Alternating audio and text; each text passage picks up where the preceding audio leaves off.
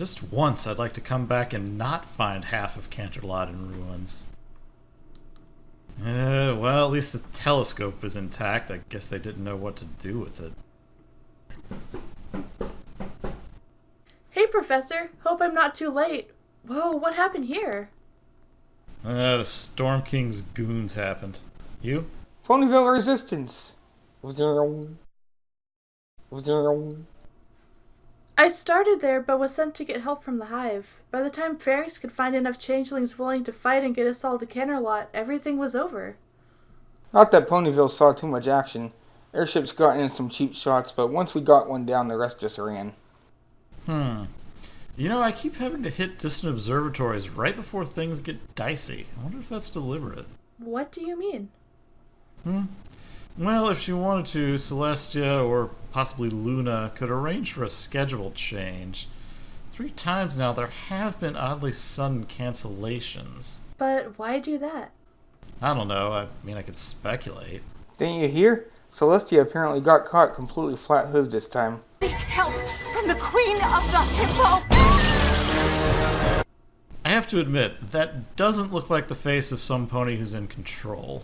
Hold on, if we're gonna get into a whole review here, then we have to start from the beginning.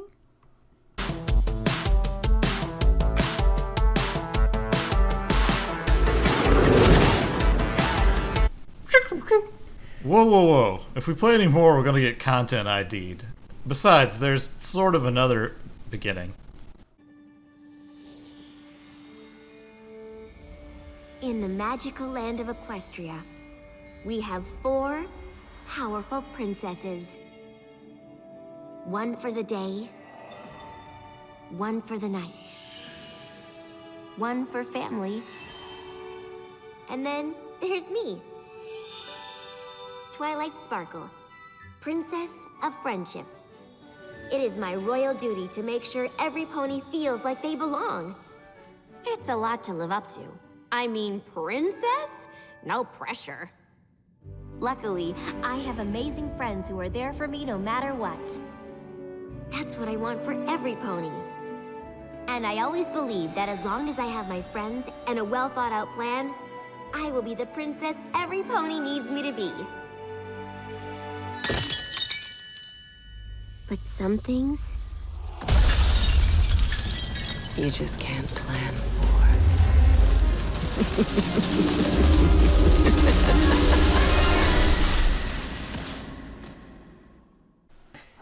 I don't remember this. Well, it was removed. I guess they felt it set the wrong tone or said it too soon. I kind of liked it, though. The deleted intro was amazing. The stained glass being broken by Tempest is a very nice touch. Twilight also gives a much better intro to the characters here. Too bad they didn't at least use this in a commercial or something. Okay, let's see the normal opening now.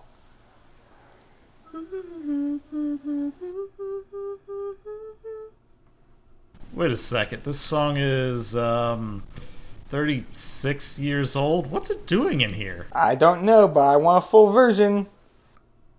This seems like a good time to talk about the animation. It looks great. I know. If this is what Gen 5 looks like, I'm all for it. I have some other reservations about Gen 5, but animation is not my biggest concern there. Ooh, and they look so squishy and adorable. Oh my goodness, I can't handle this! Ooh, nothing is working. Twilight's freakouts are always adorable. Quite. An interesting point here is that there's a dipole diagram up in the corner. This implies that their auroras are produced by a magnetic field the same as Earth's, which in turn suggests their planet is a rotating sphere. Unless Cadence has to spin up the field to make the aurora. Be as it may, I'm pretty sure most ponies would want to see the other princesses too. But then when it's not spun up, they'd wind up getting a big dose of radiation. Is he always like this? Sometimes. Hey, Stax. Yes? We need to get a move on or the review will be longer than the movie. Oh, right. So, speaking of the princesses, where are Flurry Heart and Shining Armor? I guess taking care of the Crystal Empire. Yeah, but they all have been on vacation together before. Wouldn't he want to be there for Twilight's big day? Good point. I suppose it would have complicated the plot. Maybe Flurry Heart could have substituted for Twilight? Well, Shining Shield might have helped. Did the Storm King just not know about Flurry Heart? Like T-Rex didn't know about Twilight? I think the spell just needed 4 magical creatures. Since there weren't 4 alicorns until recently, I assume it was intended to be used by 5 unicorns. We've learned since this that it took 5 to raise the sun and 4 were drained in the process. Yeah, but if they could use this for that, why didn't they? Maybe Celestia learned her skill before then? Let's not get too off track. I really like this song coming up. It's time to show them what you've got. Oh yes, Rainbow Dash did her job quickly earlier. It probably did speed things up in the end, you know. I guess so. Oh, and don't forget Balloon Discord. Yeah, where was he in all this? His silhouette is in the credits. I assume he just hadn't come in from his dimension yet. Besides, it would have solved things way too fast. He's like, snap, horn. And there's Angel Bird. He does not seem to be amused. That's so adorable. I guess this is part of her job? She did the same thing way back at the Summer Sun celebration in the first episode, and then again at Cadence and Shining Armor's wedding. I guess. Does this feel like a triple-length episode to anyone else? A little? It feels to me more like a 3-part episode. I wouldn't be surprised if it was written that way. Moving on. Is Duckface still a thing? I guess? Did Pinkie Pie get her giant party cannon from Cheese Sandwich? Maybe, but she could have just been inspired by him. She likes an Easy Bake Oven reference here. There's a few references to other Hasbro products throughout the movie. I missed this one myself. Wait, Easy Bake Oven is Hasbro? So it was sold under the Kenner label when I was a kid, but Hasbro had bought them out by way of Tonka back in '91. My sisters probably had the Kenner label. I've never had an Easy Bake Oven, but they did look fun to try. I can see a rainbow. Also the Pulp Fiction ponies. That's a nice reference and all, but I want some of those walkie-talkies. Tech Creep has been showing up more and more lately, and it all seems to be magic powered. Yeah, how do they power those things if you're not a unicorn? Probably magic batteries. A commentator named Fiara has this whole elaborate theory about that. Basically, there must be unicorns whose job it is to go around and charge things up every so often. Makes sense.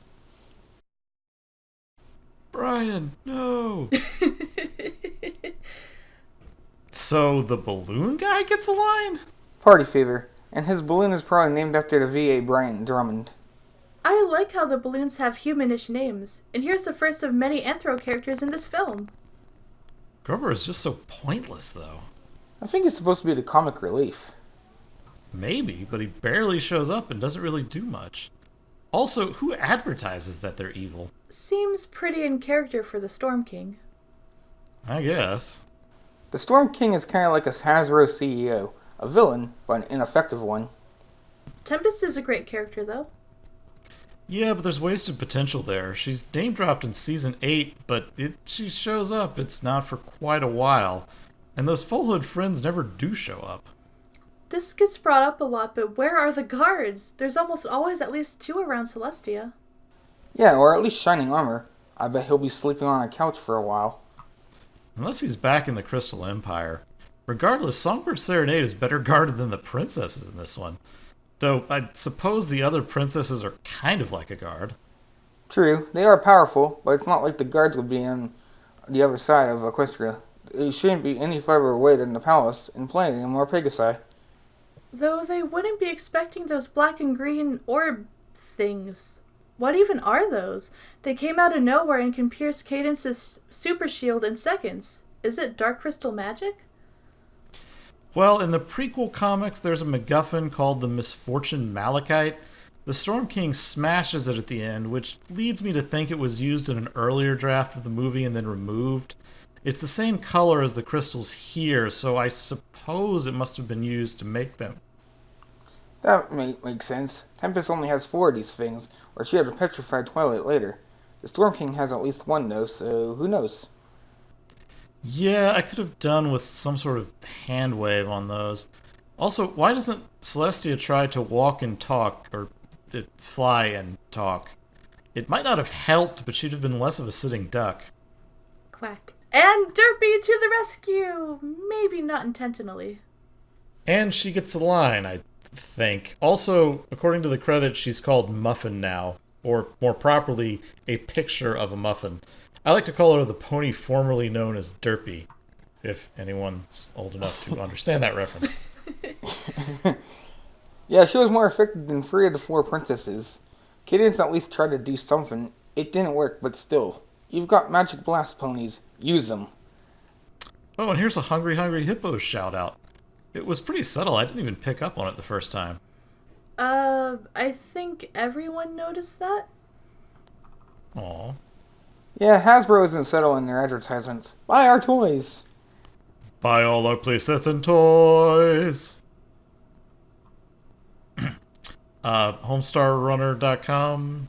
No? Right. Moving on.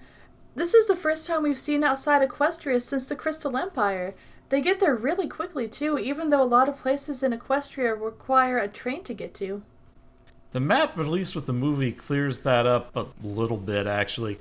Equestria is pretty expansive to the north and west of Canterlot and extends to the ocean to the east, but the borders don't actually extend that far south. There's a big desert south-ish of Canterlot with Appaloosa on the edge of it.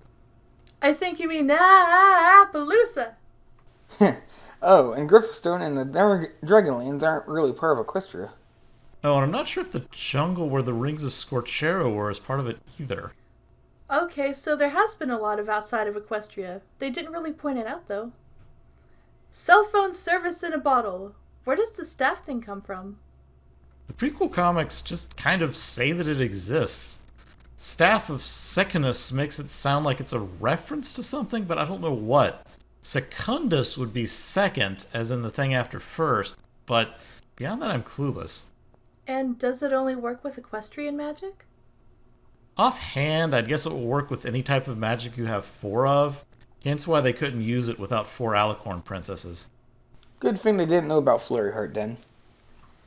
The scene really showcases how well the animation style works for conveying extreme emotions. Just watch Tempest's face when she's angry. Yes, but let's move on. Seriously, not one of them thought to get water while they were around and or in a river? Is Pinkie Pie holding a griffin skull? This just got dark. What does that big skull belong to? Some kind of dragon? Oh, before I forget, pay attention to the sun's position. It's about 30 degrees from overhead at this point. Oh right, it shouldn't be moving. Before we get to Klugtown itself, I just love Rarity's casual delivery of, I can multitask. Saving Equestria is fine and all, but may as well go to the spa and sing some musical numbers while we're at it. Epic journey across Equestria lands us in the furry fandom. Seems legit. Oh, I love the design of Klugtown. I really hope we get to see more of it. It does remind me of Treasure Planet for some reason. They may have used similar techniques to create depth. Capper is one cool cat. He reminds me of a typical con man. I assume that's the point. Side note, I love his fake disease shtick. Pastellus coloritis. And did that guy just grab his groin when Capper said parts fall off? I feel like they slipped one past the radar there. Probably. Capper's got a pretty cool song here. I do wish there was more time spent developing the new characters, though. They barely got any development. Yeah, that's the problem with it being toy-driven. Storyline-wise, they could have cut out the entire pirate sequence and used the time to develop Capper and Skystar. Huh, how would that work? Well, the chase ends at the dock instead of on a ship. Capper tries to make amends by helping them steal a ship, then completes his heel face turn by piloting it away to draw off Tempest's shadow. You'd also then have time to actually show Skystar and Capper helping the main 6- Twilight get back to Canterlot later. Could work, but too late now. Besides, I love air pirates. Not crazy about anthropomorphic birds, but I can give that a pass. Well, let's not get too far ahead of ourselves. Y'all sure y'all want the hippos? Yes, sirree, the queen of the hippos. Not like the queen of the lions or tigers or bears? Oh my. Lions, tigers, and bears. Oh my, Fluttershy is so cute. And a classic Wizard of Oz reference. Also wondering why AJ, for instance, isn't more wary of this guy. I mean, she's met Flim and Flam. Hey, yeah, that is strange. Then again, Twilight doesn't have any real reason to be suspicious of Capper yet. Anyway, the group finds out it's not hippos but hippogriffs. Let's see. Griffins are half lion, half eagle. Hippogriffs are, I think, half pony, half eagle. So does griff mean eagle? Let's see. It says here griffin is derived from the Old French griffin, meaning bird of prey. So griffin as a whole, loosely speaking, means eagle. Guess the lion part got dropped from the name at some point. Oh, and do non-ponies know about the sonic rainbow? Can non-ponies perform it? I think Capper was just blowing hot air. As for the rest, if my hypothesis is correct, then any magical flyer could perform it if they could go fast enough. However, in the follow-up book, Rainbow Dash writes the ship, we find that the birds can't walk on clouds on their own. Griffins apparently can. We don't actually know for hippogriffs. Anyway, my point is that if they can walk on clouds, they should be able to perform it if they move fast enough. But that last part is the real trick. Pegasi seem to be more streamlined than griffins. I'm not sure how much of that I followed. It's a long way of saying maybe. And in comes the shady merchant. Or, I guess he's a slaver? That's kind of dark. What is he supposed to be? A naked mole rat? Rufus, what happened to you? Listen to the naked mole rap. Yeah. Anyway, what was his plan? I guess he thought Capper had them contained already, but it's just him. Even with Capper there, there's no way they could have overcome 6 ponies and a dragon. It's irrelevant, since Tempest shows up. Why did she come straight to Klugtown anyway? Well, we didn't see any other cities, so maybe that's the only place they could have come to? Or Pinky left Fair everywhere. Or that. Tempest is awesome! Good at magic and a great fighter. And cute epic chase scene. Kinda lucky that just happens to end on an airship. Twilight wins by saving Pinkie Pie. Oh, you're gonna go in a skiff, which is a boat. Specifically, a airboat. And Grubber immediately breaks the tension. He is my least favorite character in this movie. And they are almost immediately found out. He scarred them emotionally. Fluttershy is so adorable. Did they just threaten to throw Pegasi overboard? I feel like there's a briar patching opportunity there. What? Oh, it's off the story of Brer Rabbit. You know, please don't throw me in that briar patch, Mr. Fox. But he was actually raised in a briar patch, so he gets away. Ah, and suddenly birdseed pudding. Really lucky that lunch hits right here. Worst case, they'd have been thrown off slightly farther from the mountain. Like I said, you could cut this whole sequence and the plot wouldn't lose anything. Yes, but we'd miss out on this awesome song. I do love how Twilight doesn't want them to sing. Ponies and pirate gear are awesome, even if it's mostly to sell toys because Hasbro. Don't knock it. Toys are the whole reason this even exists. Although I don't think they even have any toys of the birds. This song is so awesome, it's so catchy and awesome. I can't help but notice that pirates generally steal stuff. Treasure hunting is more of an archaeologist or tomb robber thing. Hey, it's for kids. True. Also, they kept a lot of their old stuff around. Yeah, if a little pep talk is all it took, then why were they working for him in the first place? There's a thing in the comics with the misfortune Malachite.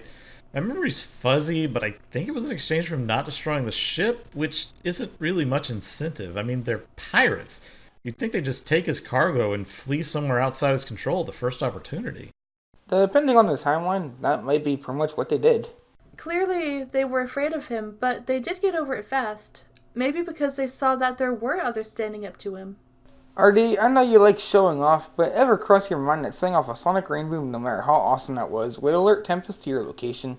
Granted, it looks incredible in the movie, but when has Dashy been this adamant about performing a sonic rainboom? Didn't seem that out of character. Planning is not her forte. Solano earns my respect here. Her ship is in danger, but she never gives up their location. Twilight definitely doesn't trust her, though. I'm with Twilight, actually, though maybe not for the same reasons. It's at best a delay, since they don't have the forces to hold off the Storm Kinglings. Bad idea gripping the sword, though. Should have doubled down on the bluff. Feel free to check the cargo hold if you don't believe us. But then Twilight would think that she betrayed her. Yeah, I guess the subtleties would take up too much screen time in an already overcrowded movie. And they aren't wearing their uniforms. It's pretty obvious they aren't towing the line. They could have teamed up with the pirates to fight the storm guards. I mean, we have seen them kick changelings' butts in a battle before. Wait. Yeah, before we move on, I kind of like one of those Storm King bobbleheads. Ooh, me too! The Storm King is just like Hasbro here. Buy our toys! Rarity needs her fainting couch stat! They should really fall spread eagled to slow their descent. Also, Fluttershy, you have wings. Balloon made out of random stuff. And Dragon Flame. I like that part. It's like when Spike was a lighter at the Equestria games. And are you telling me Tempest didn't notice the balloon? They were below the ship. Even after they fell out? They'd keep moving forward at the same rate until they were slowed, such as by air resistance. I would say Tempest might not have looked down, except she knew the cargo bay had been opened. She does blast the ship and assume everything went to plan, but you'd think someone would have seen the balloon. Maybe the storm guards don't do anything unless specifically ordered? They show some minimal initiative later on, but they do seem like they're under some sort of mind control. Rarity's line here is so dang adorable and squishy. She looks like a melting marshmallow. Pinky nearly gets them killed. This just got dark. Oh, AJ's hat just floats on top of her air bubble and it's adorable. Wait, how does that stay on underwater? Looking ahead, I guess mostly it doesn't. Sequestria is quite impressive. Yeah, and they actually have guards. Canterlot usually does. Let's not get back to that. Is the pearl, like, a lot smaller now? Later, all the hippogriffs have necklaces with shards of the stuff. What happens when there are so many of them that they run out of shards? I guess the monobiome ones just don't have permanent ones at that point. Might make the dilemma in the later episode an actual dilemma. And now we're getting a bit too far ahead. Back to the movie, guys. Right. Since hippopotamus means water horse, this kind of ties into their assumption that it was that kind of hippo earlier. Hey, yeah, I hadn't thought of that. Oh, and hashtag Spike is best pufferfish. With this, we could transform every pony at home into something powerful enough to face the Storm King's army. Or it could end up in his greedy claws. But Honey, I'm sorry about your home. I truly am. But my responsibility is to protect my subjects. The pearl is not going anywhere. Queen Novo's initial refusal to help is completely justified. She showed remorse that Equestria was under attack, but she was more concerned about her own subjects. So although she seemed selfish, she was being selfish for her people, not herself. A perfectly valid classic argument, though, is that the Storm King's rule would still affect them eventually. Even if he didn't specifically look for them, his ships and such seem to produce a lot of pollution. Yeah, I don't think Tempest's ship would pass the mission standards. Wait, can the pearl be used to become something other than a sea pony or hippogriff? We hear Twilight say, we can turn every pony into something powerful enough to stop the Storm King. So maybe they can. I want to see this. Twilight wouldn't know, but Queen Novo doesn't deny it, so I assume it can. Ooh, another catchy song. As catchy as it is, there was no point to the side quest. They were looking for the hippogriffs, and although they were found technically, it had no outcome to the overall ending of the story. At this point, it just felt like filler and the new characters to sell as toys. I was going to say Skystar helped later, but she didn't do anything some of the secondary pony characters couldn't have done. However, I do have to disagree overall. This quest both gave a structure to the plot and provided the dramatic impetus for Twilight's dramatic flaw to come to the fore, even if it was a flaw that doesn't really exist out of the side of the movie, leading to what would be the dramatic climax in a 5-act romance structure, the low point before the protagonists start to turn things around. That could have been accomplished in other ways that didn't introduce new characters purely for toys. True, but at that point we're rewriting the whole movie. Both dramatically and in terms of practical effects, I feel it would have been simpler to remove the pirate sequence. There aren't very many toys of them in the wild anyway. There's plenty of pirate pony toys, but that could have been accomplished with an empty ship full of pirate stuff. That would have given more time to the Sequestria part and made it feel less like filler. Okay, but that at best makes the hippogriffs plot conveniences. Granted, they would fit in better dramatically if their arrival at the end was early enough to turn the tide of battle. Suppose that instead of the pirates holding off the storm guards near the end, the hippogriff showed up and did so. Wouldn't that have meant the pearl could be taken? Not if they didn't bring it. I mean, no real reason they had to. Getting back to the movie we got... Not the movie we deserve. Anyway, I know Twilight was desperate and all, and that she thought this was her last resort to save Equestria, but I really don't like how she tried to steal the pearl. It just feels so wrong. Yes, stealing the pearl was the wrong action, but at this point she was untrusting of anything that wasn't a pony. She had met alleyway thugs that tried to sell her and other creatures that were just trying to cause more harm. She felt like she was out of options, so did what she did out of desperation, and really can't be blamed for doing so. Not to mention all the stress and pressure she was put on herself to save Equestria. Part of the dramatic flaw was putting it all on herself rather than trusting others, really. As mentioned before, they had options. Remember, they don't know that Tempest plans to steal the princess's powers, so as far as they know, they have time to swing by the Dragonlands or something. Actually, they had time anyway. Remember they needed the 4 princesses? They also didn't know that. It sort of cancels out. Also, a detour like that would have pushed it over movie length. Fair enough. Maybe this would have worked better as like a 6-episode miniseries. Kind of like the end of Flutter Valley in the classic MLP series. I still haven't gotten around to watching that. Yeah, that particular story is okay, but after that it kind of goes downhill. Really, the first special is the best of that series. The one with Tyrek? And the Sea Ponies brought it back around. Oh, I know a little bit about that. Shooby-doo, shoo-shooby-doo. Indeed. Anyway, I saw immediately what Twilight was planning to do when she stayed behind. I honestly expected Spike to stay and try to talk her out of it. Let's move on to one of the more painful scenes. The only thing that stopped us was you. Well, I'm doing the best I can.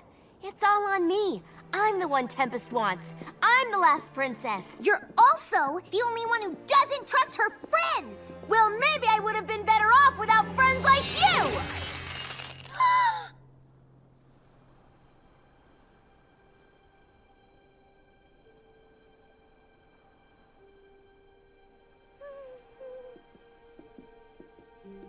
Pinky, I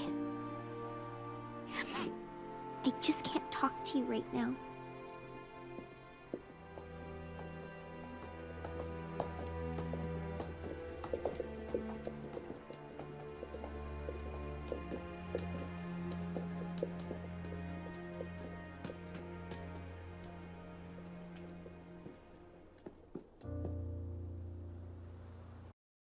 I both really like and really dislike this fight scene.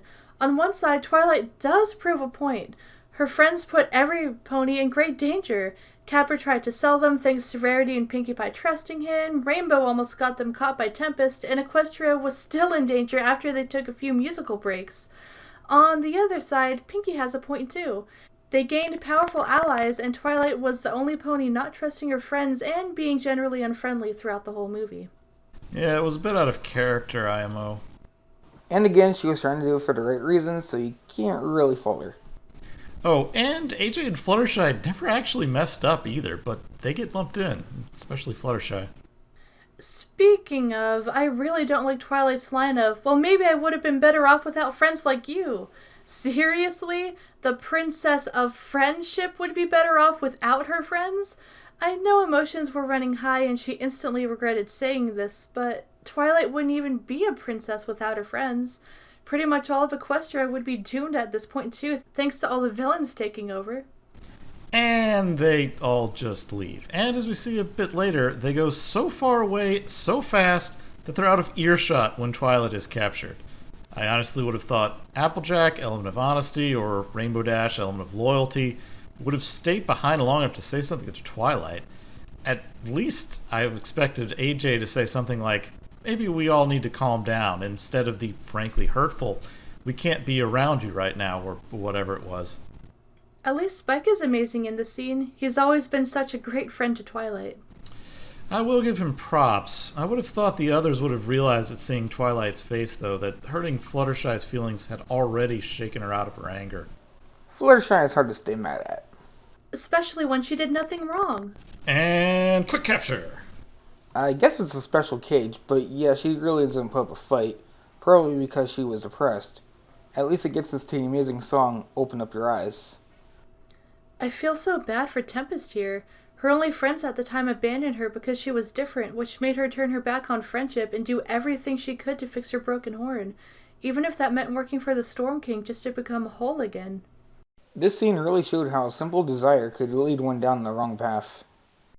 Come to think of it, I wonder if the Pearl could fix her horn. Maybe. Besides, we have seen unicorns with broken horns before. There's gotta be some sort of treatment. We don't get it here, but in the prequel novels it feels like a lot of her friends' reaction to her is in their head. Yeah, they're scared of the exploding fireworks as foals, but they're kids then. When they're a little older and heading to Celestia's school, which is what triggers Tempest to leave, it seems to me like they sincerely want to help but don't know how.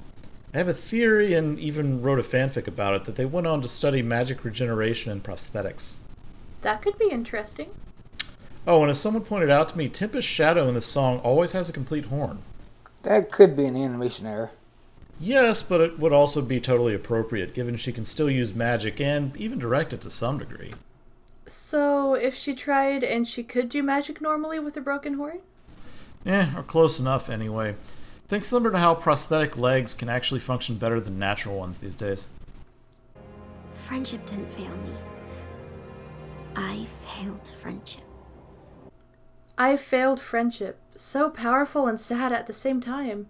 Throughout the entire movie, Twilight has been so consumed with saving Equestria and not feeling good enough that she totally disregarded her friends and acted downright unfriendly to all the new characters. Thankfully, she makes up for this later.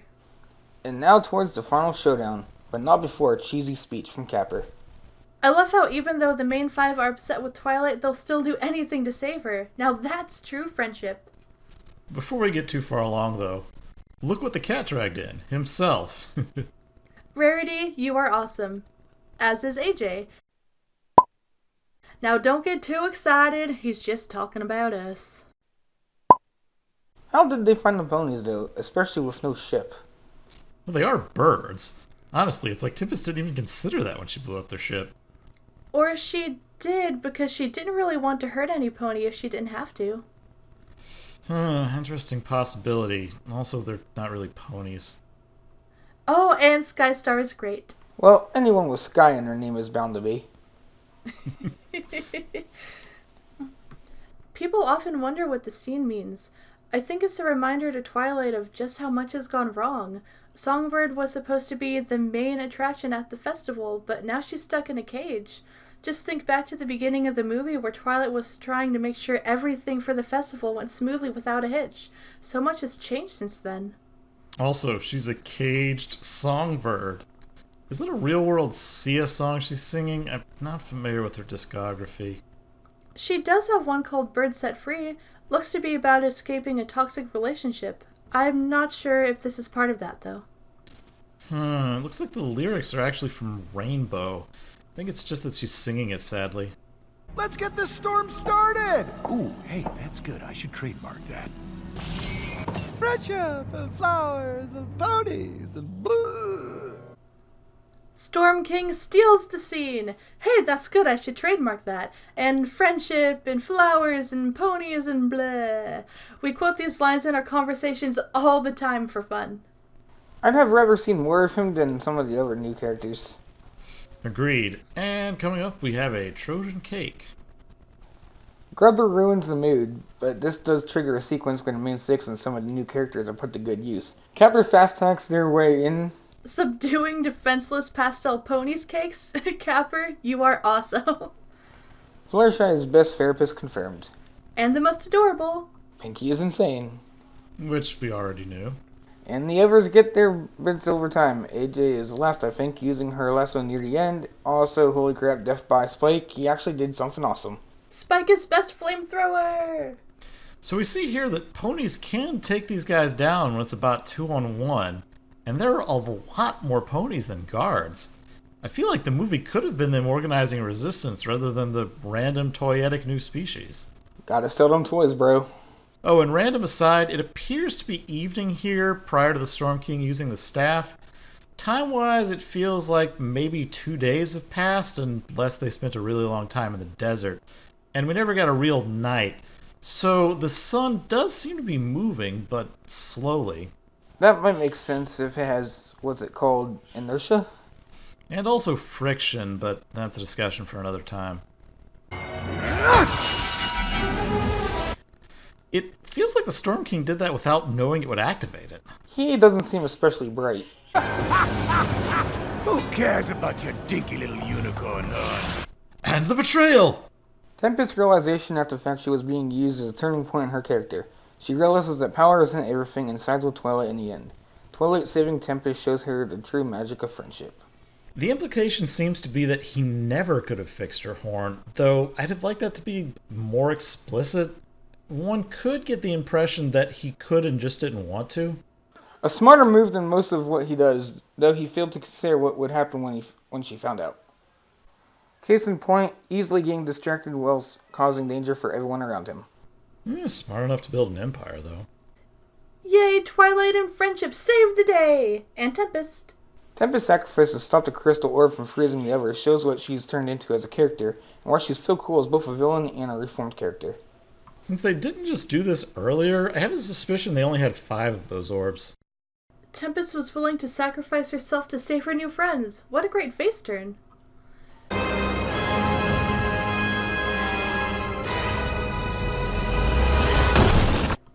So this makes the Storm King the second villain in MLP to be killed, the only other one being King Sombra.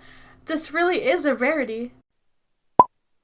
I knew I'd turn into rarity by the end of this review, and it's simply divine, darling. Oh god.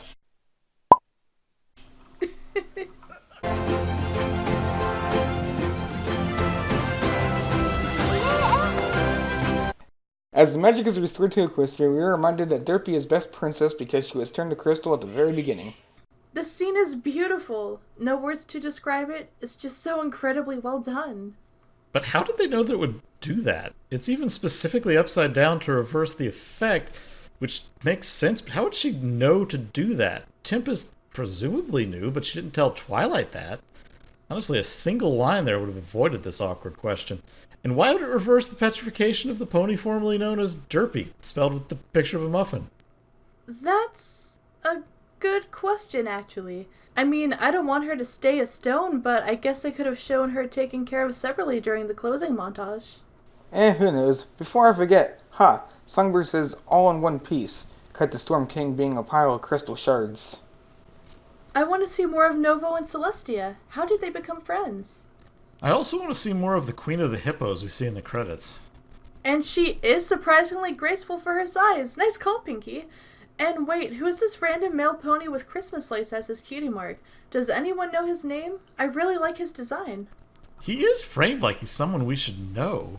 I don't know who it is either. I'm at a loss. I have no idea either.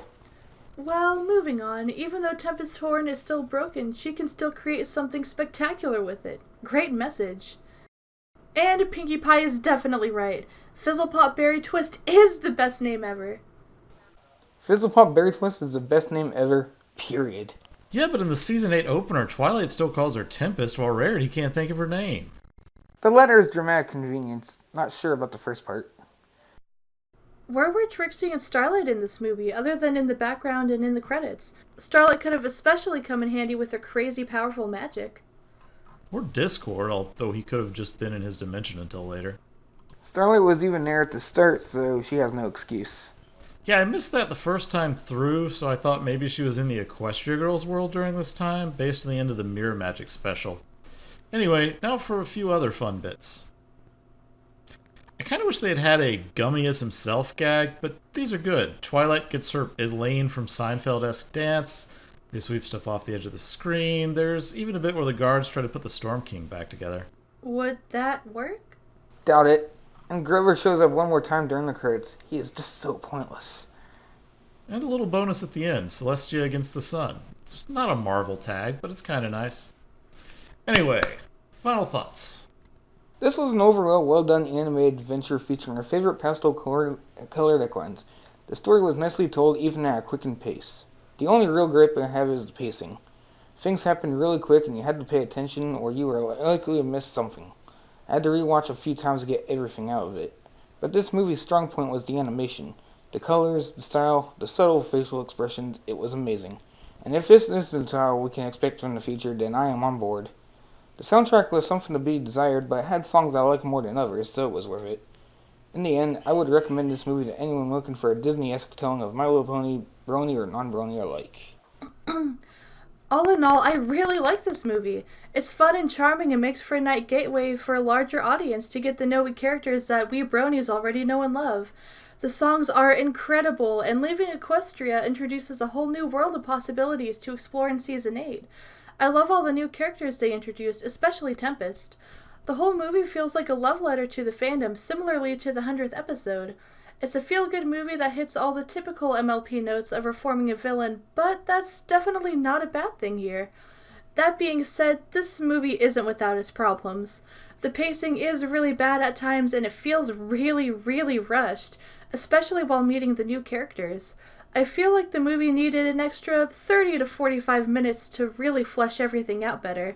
Fluttershy and AJ majorly got pushed to the background to focus on the others, though this kind of thing has happened before when episodes focus on all 6 characters. It may be hard for non-bronies to see the charm simply because they don't know the characters like we do. It could be hard to see Pinkie as more than a hyper-crazy pony or Dashie as more than a reckless speedster. I also wish the Storm King could have been on screen more as well. And maybe a little, or a lot, less of Grubber. I wanted so badly for this movie to be awesome, but it just wasn't for me. I mean, it wasn't bad exactly, but it was severely lacking. Rush pacing was just the start of it, with so many side plots and characters crammed in that even if the movie were 3 hours long, it would have felt rushed. They could have cut out about half the side stuff and developed the other half, or have had the whole thing focus on the ponies instead of new characters, and it would have wound up so much better. It also has no real impact on the series, I guess, so it doesn't need to be shown in syndication in case they ever syndicate it. I mean, no recent Hasbro series has been syndicated, but I feel like they're leaving the door open. However, the animation was great, and personally I found the soundtrack pretty good too.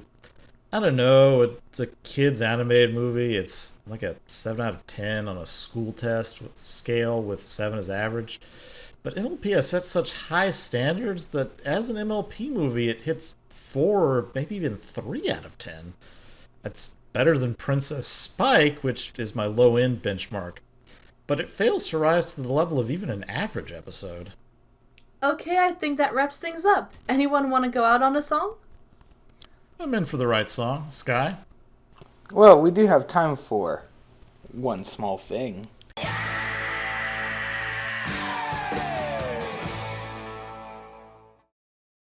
Hey now, don't be sad, I know we cannot stay. But we've got a couple minutes and a little time to play.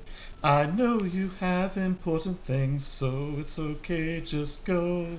But we can still pick one small little thing to do with you, you know. One small thing doesn't seem like a lot. One small thing, work with the time you've got. Soon one small thing becomes 2, after 2 perhaps another few. Then one small thing is not so small, one small thing can be the biggest thing of all. Alright, now since you're here, let's see what we can do. Swim with the flow until you go together, me and you. I've got necklaces for every fish, so what else do you got?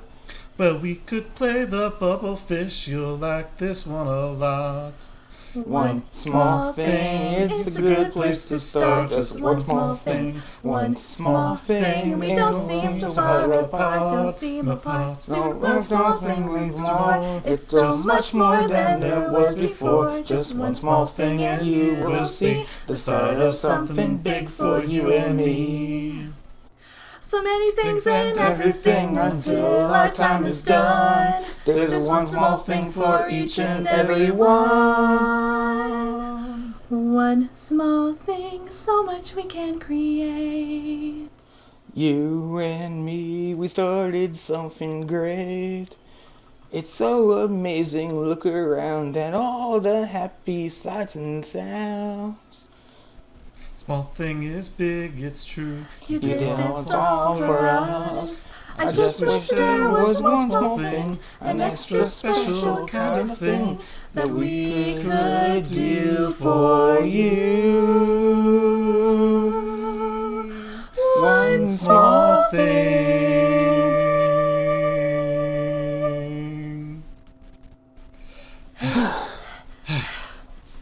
How was that? It was good.